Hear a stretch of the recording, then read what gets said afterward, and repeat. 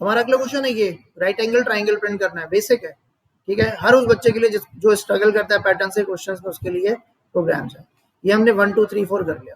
अब हम इसमें एक चीज नोटिस करते हैं, हम क्या नोटिस कर रहे हैं कि सर ये चल रहा है, ये तो राइट एंगल है, इसमें पहली रो में 1 बार, दूसरी रो में 2 बार, तीसरी रो में 3 बार, चौथी रो में 4 बार।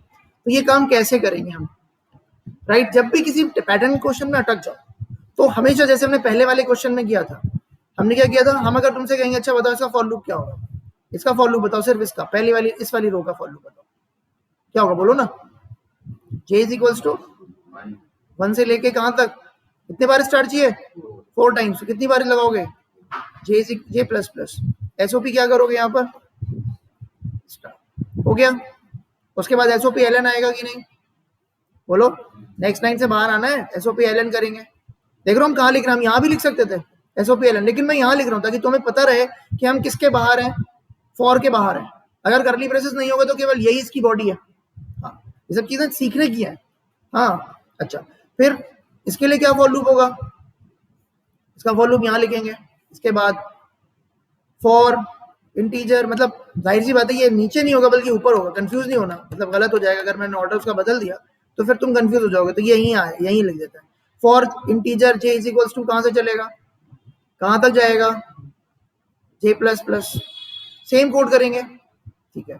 इस वाले का फॉर लूप कहां से आएगा, j इज इक्वल्स टू फिर से 1 से चलेगा, इंटीजर इंटीजर सब होगा, सिर्फ ये देखो कि j की वैल्यू कहां से चल रही है और कहां तक जा रही है। j less than equal to 2 तक जाएगा, j प्लस प्लस होगा।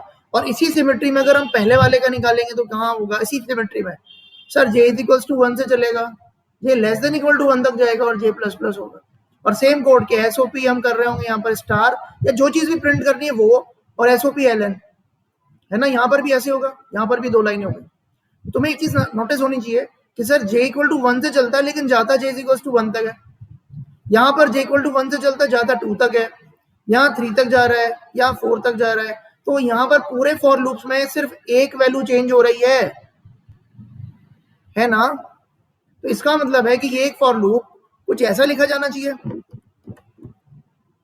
For integer j equal to 1 से लेके j less than is equals to, मैं खाली लिख रहा हूँ, इसको डब्बा लिख रहा हूँ क्योंकि यहाँ पर हमें कुछ लिखना है जो फिक्स है, जो बदल रहा है, सॉरी फिक्स नहीं है, बदल रहा है, पहले 1 है फिर 2 है फिर 3 है, और यहाँ पर हमने इसको बंद करके एसओपी एलएन कर दिया, ठीक है। और यहाँ अंदर पे हम क्या लिख रहे हैं, एसओपी स्टार कर रहे हैं, क्योंकि अगर ये लॉजिक्स आ गए तो फिर तुम्हें कितने भी कॉम्प्लेक्स लॉजिक्स आ जाएंगे और कुछ है नहीं उसमें, बाहर से देखने में टफ लगता है।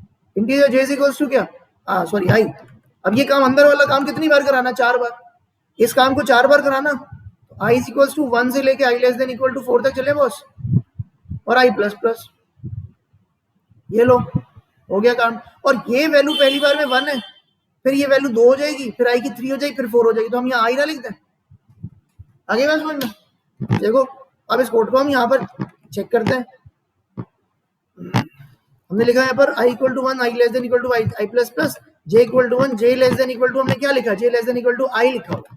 तो रटने वाला कोई काम नहीं है कि हमने रट लिया, हमारे सर ने में पढ़ाया था, हमने रट लिया था, हमारा काम बन गया, नहीं बच्चे, ये नहीं।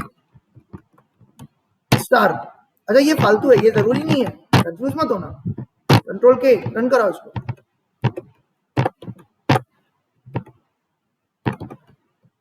आ गया, कोई दिक्कत है, कोई परेशानी नहीं है ना, चलो बहुत बढ़िया, सीख गए तुम लोग। तो इस तरीके से तुमने कौन सा वाला पैटर्न सीख लिया, ये वाला पैटर्न सीख लिया।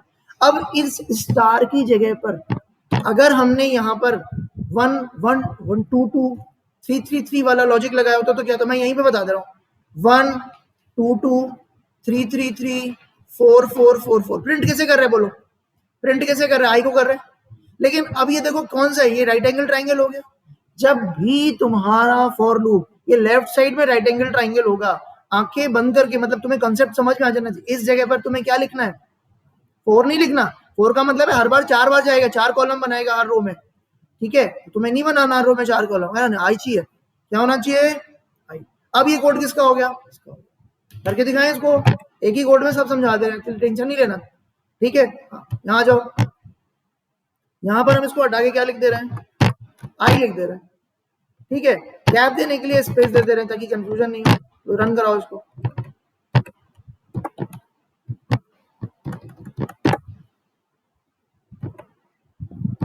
आ गया बन, 2 2 3 3 3 4 4 4, कोई दिक्कत है?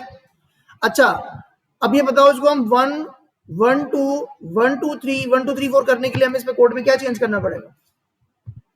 हम इसको चाहते हैं कि ये 1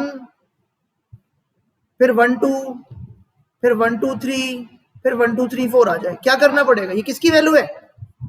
ये किसकी वैल्यू? आई की जे की? अभी तो आई की कर रहे हो, ये आई की वैल्यू है। आई की वैल्यू बदलती नहीं, किसी कॉलम पे सेम रहती है। जे की है, अगर हम यहाँ जे कर दें तो ये बन जाएगा। क्यों? समझिए ना, मतलब इसको राइट एंगल कौन बना रहा है, इसको समझो। राइट एंगल बना रहा है ये कंडीशन। आई समझ में बात? और वैल्यू कौन सी प्रिंट हो रही है डिसाइड करता है एसओपी के अंदर वाला वेरिएबल। ये बन जाएगा। अब देखो इसको मैं इसी में समझा देता हूँ ताकि अलग से वीडियो नहीं बनाऊंगा इसका। यहाँ पर मैंने क्या लिख दिया, चलाओ इसको, कंपाइल कर लिया।